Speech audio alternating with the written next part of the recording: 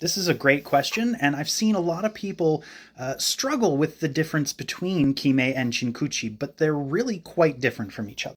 Kime is two things. One, Kime is focus and intention.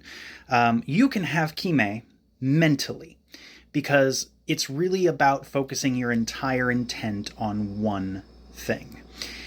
That said, Kime as a physical practice is the act of stopping your movement.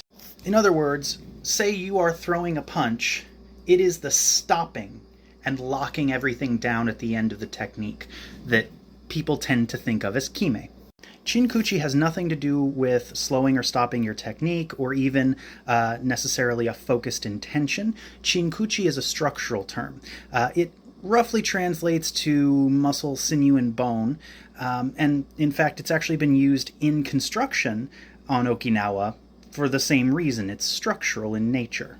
A great example of this would be sanchin. So rather than thinking of a punch going out and being stopped like we do with Kime, you can think of sanchin with this structure.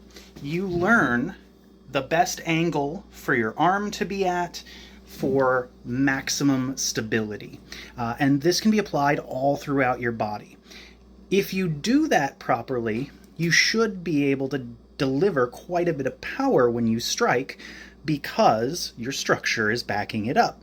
And because of that power generation component that isn't really Chinkuchi, but Chinkuchi allows for the power generation to be transferred effectively, a lot of the time people will mistake that for Kime, and there tends to be Kime at the end of a technique in karate in general, because when you're practicing in the air, you have to stop the technique, otherwise it just overshoots and looks sloppy. So again, the gist of it is Kime is about stopping your technique at the end, locking everything down, and Chinkuchi is about all of the structure of your body being as efficient as possible.